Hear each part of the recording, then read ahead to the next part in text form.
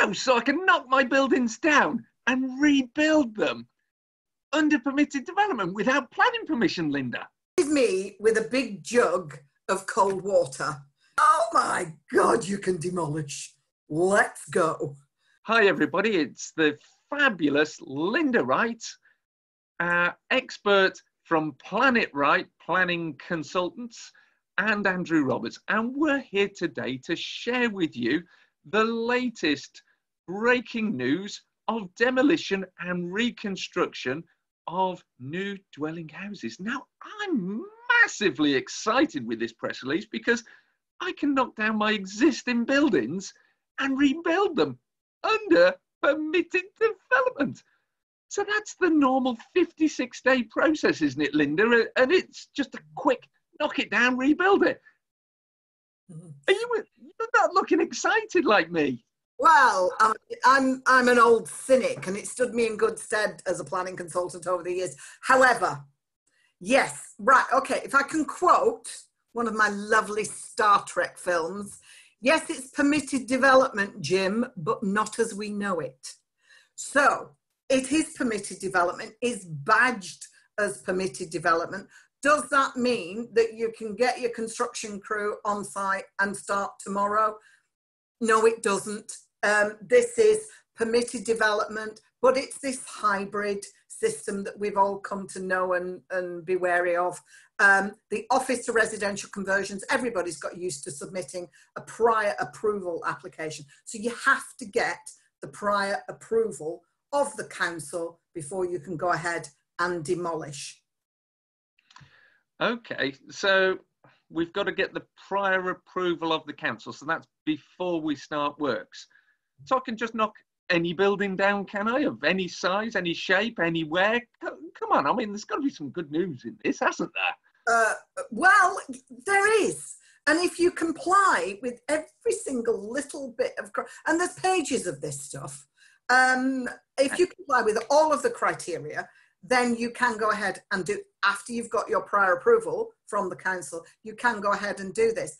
Prior approval has changed slightly for this new legislation, whereas before, if you hadn't got a decision or been notified of a decision by the council within 56 days, on day 57, you could claim it as a deemed consent by default.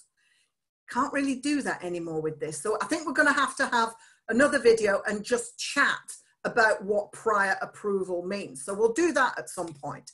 But this is an insertion of a new right. It doesn't come into, well, it comes into effect, but if you're watching early or late July or early August, 31st of August, this comes into effect, 10 a.m. No idea why it's 10 a.m. It's a bit bizarre. 31st of August. So this will come into effect then. What you need to do is look at whether or not your building complies. It's called Class ZA. And that sounds like a country, that does. Well, is that Zimbabwe, Zambia, or somewhere fun? Well, it's like there's that Ford car, isn't there? Well, this is a planning czar. So planning czar. We've had them before. Well, oh, don't get me started. Class ZA. So if you're looking for this and you want to look at the actual piece of paper, the piece of legislation, and it goes on for days. Well, actually, this one's not too bad, but there's an explanatory memorandum as well. If you're a geek and you want to read that, knock yourself, you know, if you're a bit of a planning anorak and you want to go ahead and do that, fine, knock yourselves out. I've done another one of these one-page notes. I try to ram everything into one page, and there is a link. There you go. Thank you very much. There is a link. You can just click a hyperlink on there. It will take you direct to the legislation if that is your thing, if that's what you want to read. So shall we go on and talk about some of the restrictions and the criteria? So that well, I was really excited when we were going to do this video, and you're now sort of popping my bubble. I know. So tell me, can I just demolish any building that I've got? I mean, I've got loads of buildings and I've got tenants. Can I kick them out and demolish them straight away? In a word, no. This right. Let's start. This is a permanent right. It's what happened with the office to residential stuff, it came in for a temporary period of 3 years. Then it got extended for another 3 years, and then it got made permanent. They've come in with an absolute permanent right.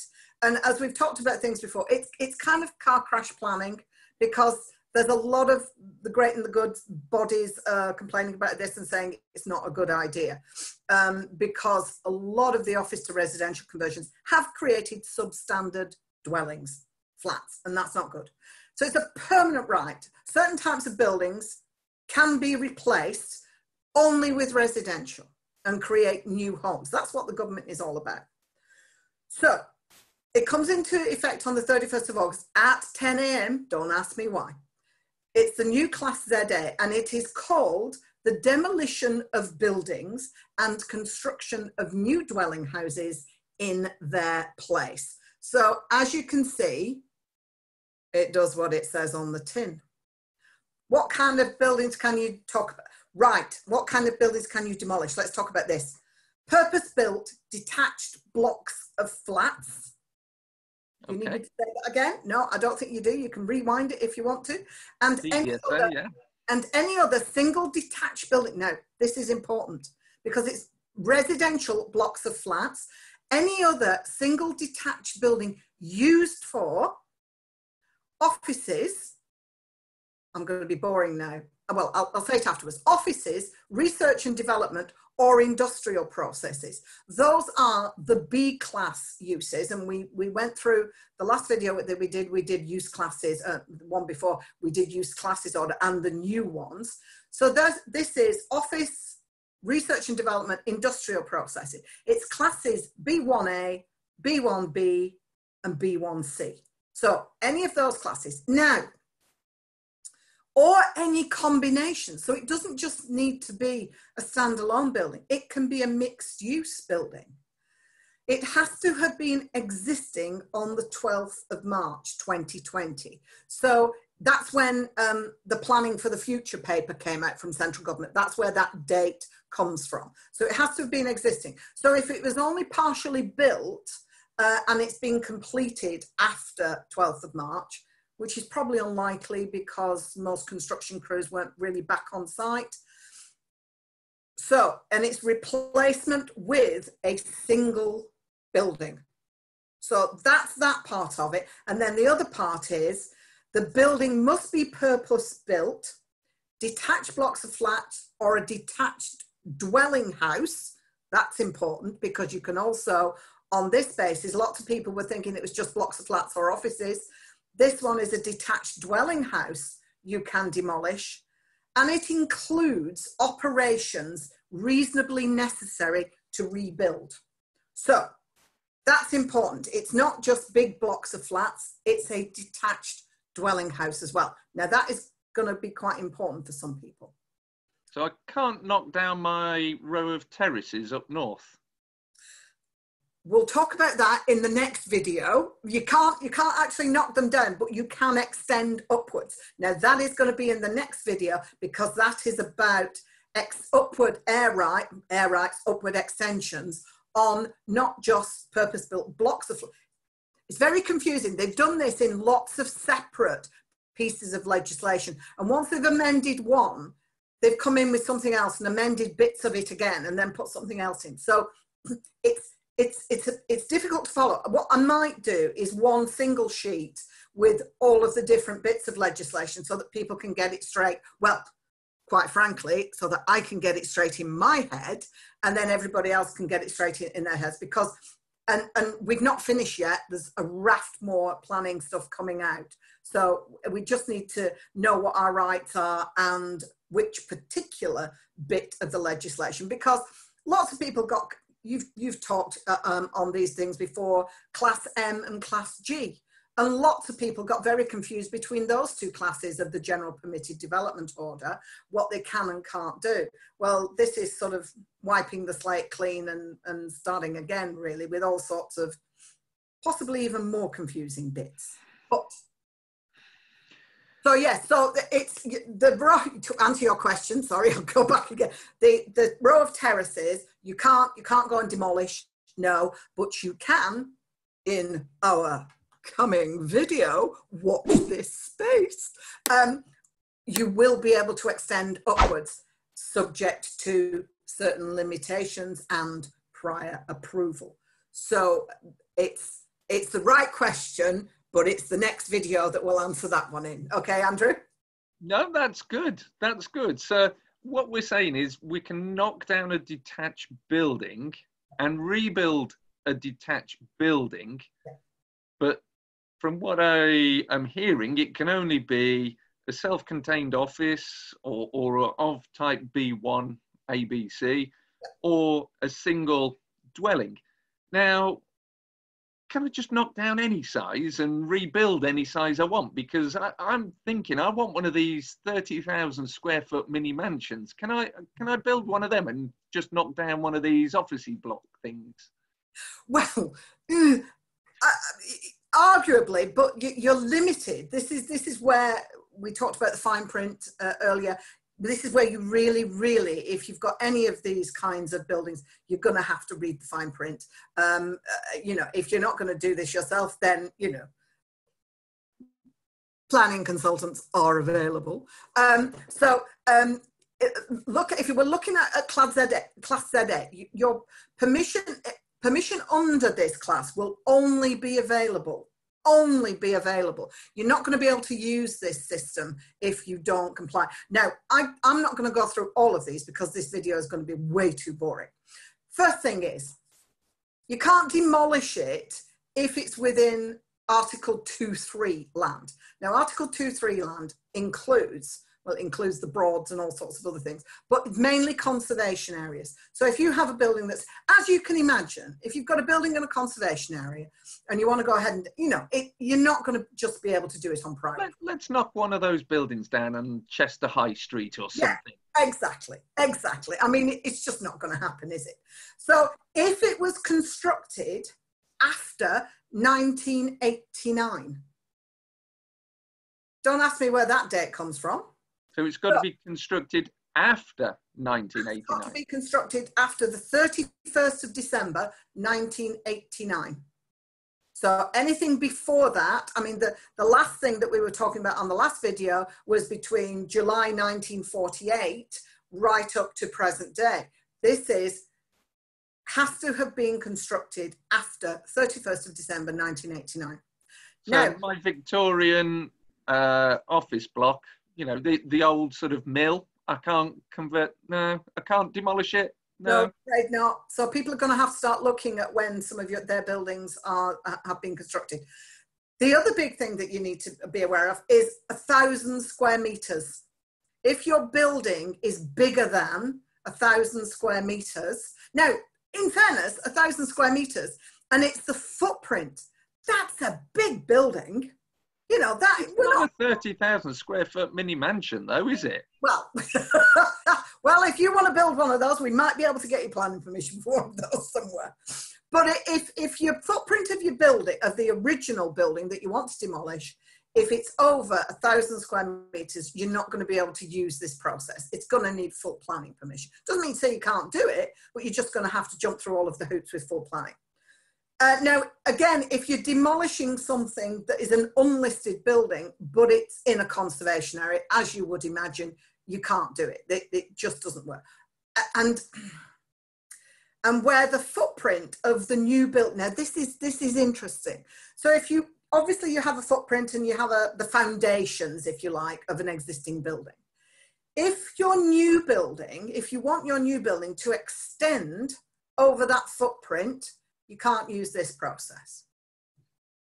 So that, again, as you can see, it's a limitation. So you have to build within the confines of that. And I'm doing this with my hands and you can't see on the video, but you have to build within the confines of that old, but you can't go creep out. So if you do that, can't use this process. So to summarize then, if I can have a building that's 1989 or later, yep, it's 1,000 square meters or smaller, I can demolish it and build something, provided I build on the existing concrete raft that was there. Well, and I don't need anything else. They can just, I've just got a prior approval. No, not really. I've not. Oh, I've not this sounds like a planning permission, Linda. It's as I've said before, it's a full planning permission, really. It's got the whole media excited, and it's all been badged as permitted development, and you have to use a prior approval, although they've changed the goalposts for the prior approval, which we'll talk about. You know, you can't claim a consent after 56 days, so that's a big change. It's basically like a full planning application, but I've not finished. So if you're saying it's like a full planning application, do I have to get land contamination surveys and flood surveys and transport and highways and... Oh yes, I've not finished with the limitations as to when you can use this actual. I know you're trying to hurry me on because this is supposed to be a short. No, I'm not. But so where the overall height of the new building would exceed the old building by more than 7 meters, you can't do it, or it would be 18 meters above ground level, whichever is the lower of the two. Have I confused you yet? Because I'm confused, I tell you that. So you can't put more than 7 meters on, and it can't be more than 18 meters above ground level. So we're starting to see that this prior approval, this permitted development right, is starting to be whittled away and eaten and nibbled. And no, you can't do that, no, you can't do that, and you can't do that, you can't do that. The new building equally can't be more than 2 stories higher than the old building. So those are not all the limitations, those are just some of them. But I think, to be perfectly honest, that's enough. Well, I've got steam coming out my ears after this. Yeah, it's really in my brains. I thought it was supposed to be a permitted development. I could just do it. You give me restriction after restriction, Linda. This is why we're doing these videos, to try and stop people from running away with, oh, I can demolish a building and it'll be perfect. And, you know, get the diggers out and the construction crew on site and start whacking away at a building. You really need to stop, take a step back and say, right, how do we do this? Now, once you decide that your building complies with all of these issues that we've just outlined, then you can start thinking about submitting a prior approval application, the new style prior approval application. And I think I need to go through some of the things, not all of them again, because it'd be too boring. Some of the things that you just started highlighting. We all know with office to residential, we've got transport issues, land contamination, flood risk, and noise. That's been there for the office to residential conversions for a while now. And that is still here with this demolition and rebuild. But as you can imagine, so we've got transport and highways, land contamination, flooding, and noise. But as you can imagine, you're building a new building in place of an old. So the design and external appearance can be taken into account by the local planning authority, by the council. So I'm sorry, but if you're doing that, this is virtually a full planning application, by any other name. So I can't see that this is giving you a massive, I mean, it would be perfect for somebody who has a building that fits perfectly into this criteria. But I think some of those buildings are going to be few and far between. But also they've added on to this, there's impacts from existing commercial uses on what that will do to residential and existing business uses. And then, of course, we've got the old thing that was introduced by the last lot of legislation back in June, and that's the adequate levels of natural light to all habitable rooms. You're also going to have to provide a method of demolition report, because that's going to have to be carefully and tightly controlled as well, again, as you can imagine. So not quite the happy planning proposal, new legislation that we thought it was. As we said, it's a bit of a car crash planning. I'm pulling my hair out. This is mad. There's got to be some good news. National space standards. Do we have to adhere to them? I mean, are we going to upset that professor from UCL University who's permitted development aren't create slums because they're all sheds or rooms as small as sheds? Have we got to stick to space standards? No, I haven't found anywhere that they've introduced, but what they have introduced, which is going to have an impact, is this whole level of adequate levels of natural light. Now, I'm quite horrified that people were proposing in office to residential conversions, all of mine that my guys do the drawings for, all of the ones that I've got, and I've never yet had an office to residential conversion prior approval refused. They've all been approved, even in conservation areas. I'm quite horrified that they're creating rooms with no natural and habitable light, natural levels of light in habitable rooms. So that is one thing. That's a two-stage process, though, to be fair, isn't it? Because you get your permitted development right for the change of use from, say, an A1 to a C3, and then you go back and apply for a full planning permission to punch the windows in down the sides of the building to bring the light in. It's changed now. With the last lot, they've added in adequate levels of natural light. So yes, if you want to change with office to residential, if you want to change the exterior, you significantly, you go and get a full planning after you've got the principle established. But with this, I think not just about nationally described space standards, the floor sizes. I think having to have natural light and windows in is going to have an impact on how these things are built. So I think that might have a knock-on effect on the size of units, because you're going to have to put the windows in properly. But no, I've not found, I will check that, but I've not found that that's required anywhere. I've not seen it either. So there is some good news at the end of the video. Yeah. As far as we can see, there's no compliance with national space standards. So I can see the party poppers just going off at this point. Well, if we can leave you with that modicum of good news, we can probably leave that one there. And the next one, we're going to be talking about upward extensions, not just on blocks of flats, but on your house, and possibly on your block on your row of terraces. Well, on that good news note, we'll leave it there with today's planning breaking news update from the fabulous Linda Wright of Planet Right. Contact details below and link to the document that you can download, which is a single A4 summary, perfectly done by Linda. Look forward to seeing you in the next breaking news video. Thank you, Andrew. Lovely to see you all.